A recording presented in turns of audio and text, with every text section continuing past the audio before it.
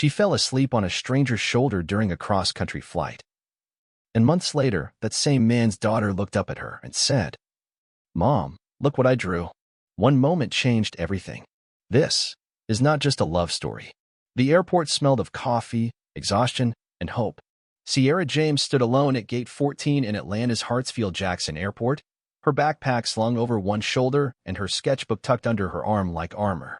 Everything she owned could fit into a suitcase and a carry-on. And today, for the first time in a long time, she felt like maybe, just maybe, she was headed towards something that belonged to her. A dream, a chance, a reset. Last week, she'd received an email that made her sit down and cry, half joy, half disbelief. A New York-based publisher, Rivera and Rowe, had offered her a contract to illustrate a prestigious children's book series. For years, she'd been scraping by in Atlanta doing freelance work, designing birthday cards, teaching art to kids in community centers. She loved it, but it never paid enough. Now, everything could change. She glanced at the digital screen. Flight 707 to New York City, on time. Then the announcement came. This is the final boarding call for Flight 707 to New York City. All passengers should proceed to Gate 14. Sierra inhaled sharply and clutched her ticket tighter. As she stepped toward the gate, a voice called after her. "Girl, don't forget what I said. Show them what Atlanta talent really means." She turned to see Leah, her best friend since freshman year, waving from behind the glass wall. Leah blew a dramatic kiss.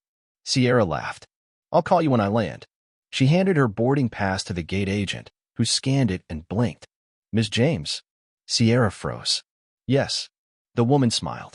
"You've been upgraded to first class." "What?" "I didn't." "No charge. Looks like someone up there likes you.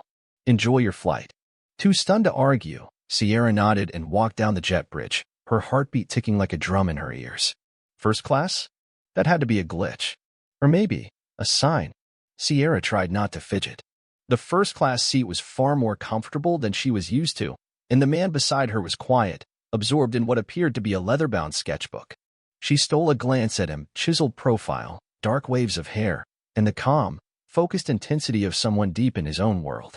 He didn't even look up as she buckled her seatbelt and placed her tablet in her lap. "Would you like a drink before takeoff?" a flight attendant asked. "Just water, please," Sierra replied. The man beside her didn't answer, didn't acknowledge the attendant at all. The flight attendant smiled knowingly. "That's Mr. Cole. He always flies with us to New York. Doesn't talk much. Always sketches." Mr. Cole. Sierra blinked. The name rang a distant bell. She'd seen it somewhere. Maybe on a design magazine cover? She didn't get time to dwell on it. The plane began to taxi. 30 minutes later, the cabin dimmed. Sierra leaned her head back. The week had been a blur, packing, goodbye hugs, late-night self-doubt. She hadn't slept properly in days. She told herself she would just close her eyes for a moment. Just one. Just breathe. Then everything faded. Graham noticed the moment her shoulder brushed his arm. He froze. Touch. He hated it. Hated how vulnerable it made him feel. But he didn't move. Something about the way she shifted, like a bird folding into safety, held him in place. Her head rested against his shoulder like it belonged there. Her curls brushed his jaw. Her breathing slowed. Graham stared ahead, every muscle tight. Then, almost without realizing it, he softened. This woman, this stranger, had fallen asleep on him as if he were safe. That simple act, unconscious, unguarded, slipped past his defenses. He exhaled.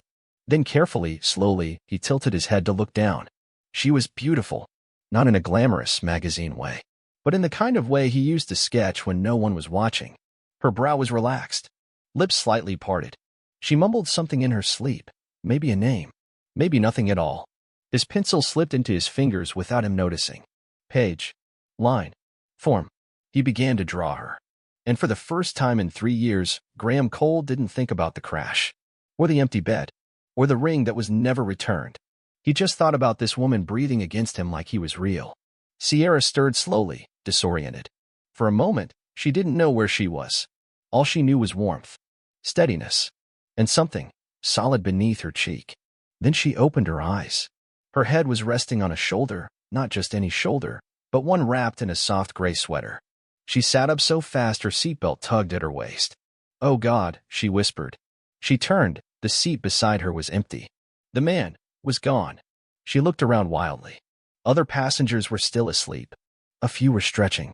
A flight attendant walked by with a gentle smile. Sierra blinked in confusion, then glanced down at her tray table. There, lying neatly in the center, was a folded piece of thick sketch paper. With trembling fingers, she opened it and stopped breathing. It was her, sleeping. The soft curve of her cheek, the tendrils of curls, the way her lips were slightly parted in sleep, it was all there. Not just drawn, but captured. Reverently, like the artist had taken great care not to disturb the silence of the moment. Beneath the sketch, in precise, elegant handwriting, were the words, "Thank you for reminding me what stillness feels like. You don't know me, but for a few hours, I remembered how to breathe. No name, no contact, just that." Sierra stared at the paper for a long time. Then, without thinking, she carefully tucked it into her portfolio case. It felt important. Not like a memory, but like a beginning. New York smelled different. It was sharper, faster, louder than Atlanta. Sierra James stepped out of the cab and stared up at the building that housed Rivera and Rowe Publishing. Her new job. Her new chapter. She hadn't seen Graham Cole since the flight. Not in person, but in her mind? Constantly. She still didn't know how he had disappeared so quickly. No social media, no public contact. Just a sketch and a sentence. "Thank you for reminding me how to breathe." But New York didn't care about mystery men or romantic dreams. It cared about deadlines. And today, Sierra was meeting the author she'd be working with. Margot Rowe was like champagne in human form. Effervescent, bright, slightly overwhelming. She hugged Sierra like they were old friends. "Your art is alive," Margot said. "Like it wants to jump off the page and dance with you." Sierra flushed. "Thank you. I'm honored." "We're going to create magic," Margot said. "Real, silly, beautiful magic." By the end of the meeting, Sierra was both exhausted and exhilarated. She treated herself to a sandwich from a street cart and wandered into the nearby Metropolitan Architecture Pavilion, curious to relax her brain. That's when she met Lila. A little girl stood in front of a model of a community center, her curls bouncing as she studied it. "Isn't this beautiful?" she said to no one in particular. "Like a treehouse and a spaceship had a baby." Sierra laughed. "That's the best description I've ever heard." The girl turned. "You're an artist." "I am. I like artists. They don't lie to children." "What's your name?" "Lila." "I'm Sierra." "You should come to my house," Lila said matter-of-factly. "My dad would like you. He says art people see things the rest of us miss." Sierra smiled. "What does your dad do?" "He builds dreams out of wood and glass." A voice called gently, "Lila." Sierra turned and almost dropped her purse. It was him, Graham Cole, in a navy coat, looking just as untouchable, just as haunted, and stunned to see her. "You two know each other?" Lila asked. Sierra smiled slowly. "We met once. On a flight. Dinner at the Cole Townhouse in Brooklyn was surreal. Mrs. Winters, the housekeeper, welcomed her like family. The townhouse felt lived in, warm, not the sterile palace she expected from a millionaire architect. Plants hung from beams. Sketches were pinned to corkboards. The kitchen smelled like roasted rosemary and lemon. And Graham? He didn't talk much, but his eyes never left her. They ate, talked about books. Lila showed off her drawings. Then, Graham finally said, "Would you consider illustrating something different?" Sierra blinked. "Different how?" He stood and unrolled blueprints for the Vermont Children's Environmental Learning Center. "I want kids to feel like they're walking into a dream when they enter." Sierra looked at the designs, then at him. "I'd love to." That night in her hotel room, Sierra couldn't sleep. Not because of jet lag, but because of what Lila had whispered to her while brushing her teeth before bed. "Daddy never invites women to our house. He says they don't make him feel still." Sierra asked, "What does still mean?" Lila shrugged. "I think it means he can breathe again." Vermont smelled like pine, earth, and something older than memory. The train sliced through miles of forest and amber hills before arriving at Middlebury, a quiet town lined with maple trees and independent bookstores. Graham was already waiting for Sierra at the station. He didn't smile, but he took her suitcase without a word. In his silence was something gentle, almost tender. To Sierra, it was the closest thing to affection she had ever seen from him in public. The site for the new education center was little more than dirt and open sky. Sierra saw raw potential. Graham saw resurrection. "This used to be an industrial scrapyard," he said, his voice low. "Now we're growing a forest from it." Sierra knelt down and touched the soil. It was rich and alive. You're not just building a sinner, are you? She asked. He didn't answer. He didn't need to. That night, they stayed at a converted barn outside town. Wooden walls glowed warm in the firelight. There was no cell service, just the crackle of flame and the sound of pencils scratching across paper. Graham worked at a long table covered in floor plans and topographic maps. Sierra sat nearby, sketching playful murals, children climbing treehouses, butterflies over green rooftops. Hours passed in silence until Sierra finally asked, "Why me?" Graham didn't look up. "What do you mean?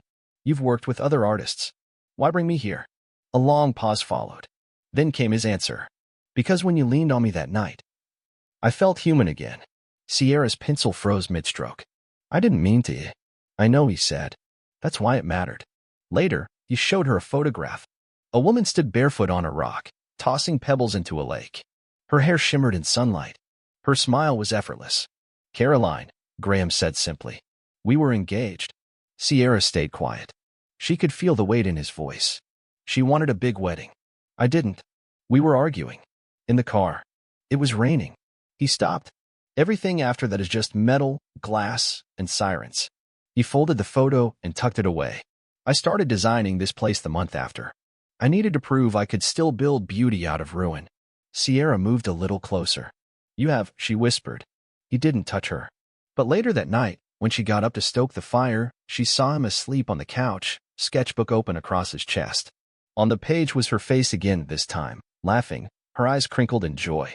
He had drawn her from memory. Beside the sketch were small words, scribbled in his delicate hand. "Some ghosts remind you of what you lost. Others show you what you still have left to find."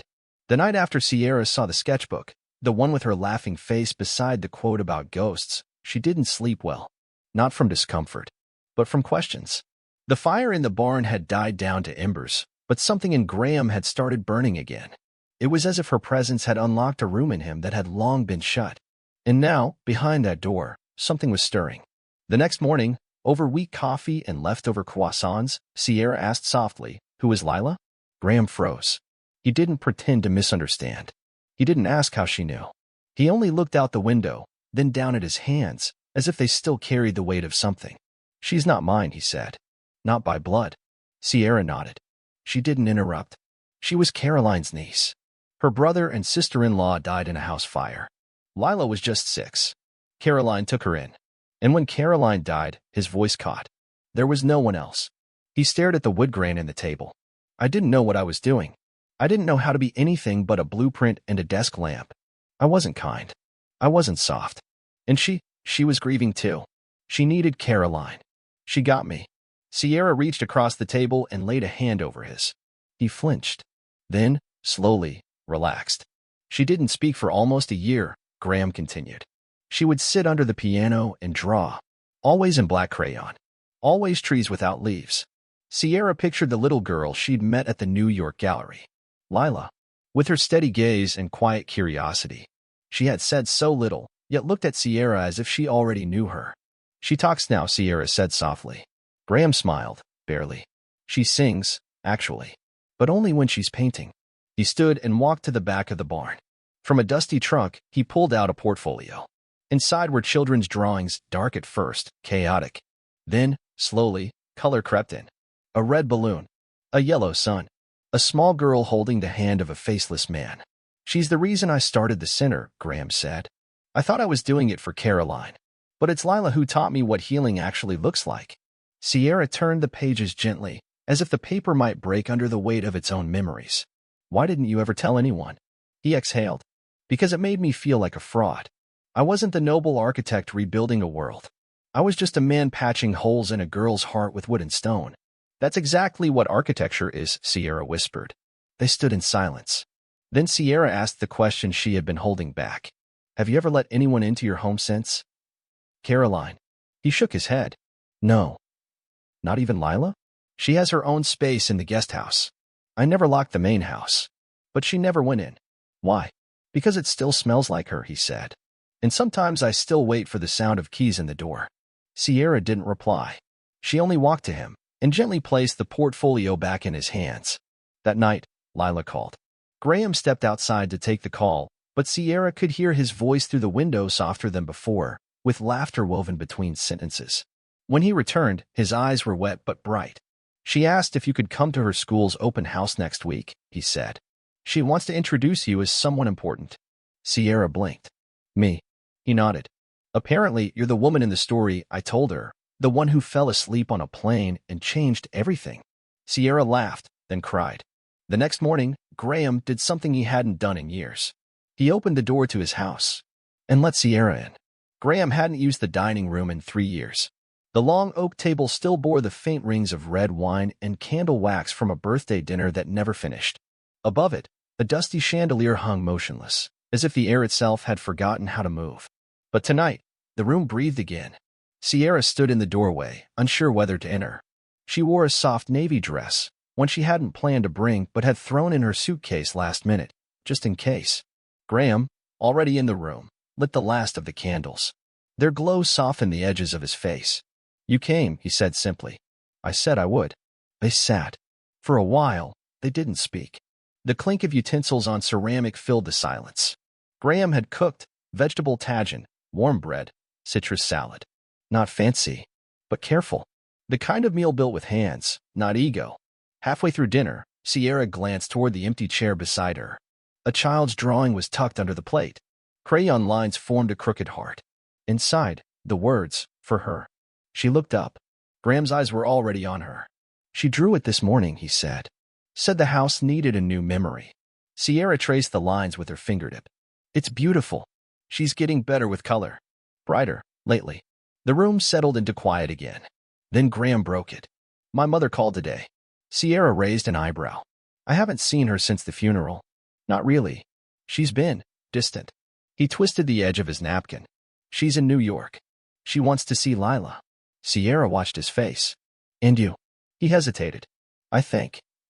I want her to see you too. Why? Because she's the only person who ever truly loved Caroline besides me. And because if she sees you, maybe she'll understand something I can't explain. Later that night, Sierra wandered the hallway. The house whispered, not in sound, but in presence. As if memory clung to the paint. One door was open. Inside was a music room. A dusty grand piano stood in the center. Framed photos lined the shelves, Graham and Caroline, younger. Caroline holding Lila. A woman with silver hair, his mother, smiling in a rare candid shot. Sierra sat at the piano bench. She didn't play, just rested her hands above the keys. The silence between notes. A minute passed. Then Graham appeared in the doorway. He didn't speak. Only walked in and sat beside her. This is where she used to sing, he said. I can feel it. She called it her cathedral. And you? I called it too loud. They both laughed, the kind that rises from sorrow and lands gently in something softer. Sierra turned slightly. You're afraid of letting people replace her. I'm afraid of replacing myself, he said. Of becoming someone she wouldn't recognize. But you haven't replaced her, Sierra said. You've built something beside her memory. That's different. He looked at her, and for the first time in the whole house, there was no ghost between them. Vivian Cole had always been a woman of silence and sharp edges. She wore her grief like a tailored coat, buttoned up, immaculately pressed, and rarely removed. But when she stepped into Graham's house for the first time in years, her voice caught in her throat. The air held memories. It wasn't the furniture or the walls. Graham had kept most things untouched. It was the laughter. Lila was humming while helping Sierra in the kitchen. Vivian froze at the sound. She had imagined the girl to be withdrawn, maybe even bitter. But Lila's voice carried something startling. Lightness. And then there was Sierra. The woman Vivian had quietly feared. Not because of who she was, but what she might mean. A replacement. A disruption.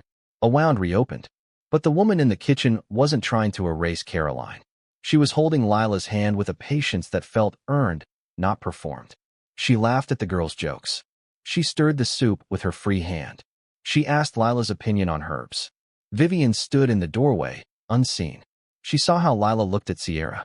Not as a mother. Not yet. But as something that could be safe. That night, after dinner, they sat together in the living room. Graham had lit the fireplace. Lila sat cross-legged on the rug, drawing. Vivian watched Sierra speak softly about her latest illustrations, about how children needed stories with messy, brave girls. Like you? Lila asked. Sierra laughed. Hopefully a little less messy. Vivian surprised herself with a smile. Later, When Graham walked her to the car, she paused before getting in. "She's not trying to take Caroline's place," Vivian said. Graham blinked. "No, she isn't. But she's building something new. I see it." He looked at his mother, the woman who hadn't set foot in his home in 3 years. The woman who had once told him no one would ever be good enough after Caroline. "Do you approve?" Vivian shook her head. "I accept. That matters more." The night of the exhibition was colder than expected. Graham stood beside Sierra in a small backstage room at the gallery. She wore a deep burgundy dress, her curls pinned loosely, a small silver pendant around her neck, a gift from Lila. Outside, hundreds of people waited. The buzz on social media had been relentless ever since Sierra posted the original sketch Graham had drawn on the plane. The post had reached 1 million likes in days. And now, "shoulder of the sky," had become a trending phrase. But tonight wasn't about virality. It was about ghosts, and the art of honoring them while making space for the living. The gallery lights dimmed. A soft melody played. The exhibit began with Sierra's illustrated storybook wall. 12 large panels tracing the journey of a girl who falls from the sky and learns to walk among trees. Each panel was accompanied by Graham's architectural sketches of the Vermont Eco-Learning Center. Bridges shaped like tree limbs. Classrooms that opened like flower petals. Spaces that made children feel protected, not controlled. In the final room, a large canvas hung. Sierra had painted it in secret. A forest clearing. Light streaming through imagined clouds. A girl with curly hair holding hands with a man who stood in silhouette. Beside them, a child. No faces. Just outlines. But everyone knew. Sierra felt the room still. She turned and found Graham looking at her. Not as an architect. Not as a man rebuilding from loss, but as a man in love. When the applause ended, Sierra stepped back into the quiet hallway. Her hands trembled. Graham found her there. "I have something for you," he said. He handed her a small velvet pouch. Inside was a key. "Brooklyn," he said. "It's a studio. Light-filled. Yours. A place to build what you dream." Sierra looked at him, overwhelmed. "And if I want to build it with you?" she whispered. He took her hands. "Then that's all I've ever wanted." From the shadows, a small voice interrupted. "Mom." They turned. Lila stood there, eyes wide. She ran into Sierra's arms. For the first time, Sierra cried not from grief, but from belonging. The gallery was still echoing with soft music and fading laughter when Graham stumbled into the quiet of his home. His coat was half on, his tie loosened, eyes glazed with the golden hue of champagne, and something heavier, relief. The exhibition had been a triumph. Critics called it visionary. Children pressed their noses to the glass with wide eyes. Colleagues from New York and Vermont had lingered after the applause, offering handshakes, praise, and contracts. But Graham barely remembered their words. All he could think about was the look Sierra gave him before the final applause. He wasn't sure if it was gratitude or something deeper. Now, he stood in the center of his dimly lit living room, swaying slightly, unsure if the world was spinning or if he was. Sierra appeared in the doorway, barefoot and holding a glass of lemon water. She wore an old shirt of his, sleeves rolled up, and her hair pulled into a loose knot. No makeup, no gallery glow, just her. "I brought you this," she said gently. Graham looked up slowly, eyes narrowing with drunken clarity. "You're beautiful." Sierra chuckled and walked over, handing him the glass. "Drink, then talk." He took a sip, then sat down heavily on the couch, rubbing his face with both hands. "It was too much tonight," he muttered. "Too many people. Too many ghosts." She sat beside him, dabbing his forehead with a cool cloth. "You did well. It was beautiful." Graham looked at her, dazed. "You were the beautiful part." His hand reached up, clumsy but certain, and touched her cheek. In that moment, something fragile broke inside him. He leaned forward, eyes half-lidded, and whispered, "Stay." She didn't answer with words. Their lips met slowly, not with the urgency of lust, but with the aching tenderness of two people who had waited longer than they dared admit. Graham's hand moved to her waist, pulling her closer until she was straddling his lap, her face inches from his. He kissed her again, deeper this time, as if trying to memorize the shape of her soul. That night, time folded. The fire in the hearth burned low as the two of them became a blur of whispered names, half-removed clothing, and the quiet symphony of rediscovered warmth. In the softness after, with his arm draped over her bare shoulder and her head on his chest, Graham whispered into the dark. I never thought I could feel this again. Sierra looked up at him. And now? He kissed her temple. Now I can't imagine not feeling it. She smiled, her eyes glassy with joy. You're still drunk. He laughed softly. Maybe. But what I said. Stone sober. I love you, Sierra. I love you more than I know how to say. Her breath caught. Then she whispered, say it again. When you're sober. In the morning. I'll say it every day. And he did. The sun filtered through the wide windows of the Brooklyn studio, painting soft gold onto the oak floors. It had been 2 months since the exhibition. Sierra's brushes danced quietly against canvas. Lila sat cross-legged nearby, sketching a school of rainbow-colored birds. Somewhere in the kitchen, Graham was burning toast again. It was imperfect, noisy, messy. It was home. The studio was no longer just Graham's gift. It had become a sanctuary, a shared space where the past was honored and the future was being built. A quiet knock on the door pulled Sierra from her thoughts. It was Vivian. Vivian had been visiting more often. Not frequently, but enough. She brought books for Lila. Homemade soup. She and Sierra had even sat on the rooftop once, drinking tea in silence, watching the city breathe. Today, she brought an old box. It was Caroline's, Vivian said. I kept it all these years, didn't know what to do with it. But I think maybe it's time. Sierra took the box with both hands, heart pounding. Inside were tiny things, a dried flower, an old sketchbook, a broken compass, and a letter, unopened, addressed to the woman who will love them after me. Sierra didn't read it aloud. Not yet. But she held it like a thread between lives, between Caroline's quiet goodbye and the life now blooming in this new studio. That night, Graham found her curled up on the sofa, the letter in her lap. She saw you coming, he said softly. Sierra looked at him. I'll never try to replace her. I just want to add something good. He kissed her gently. You already have.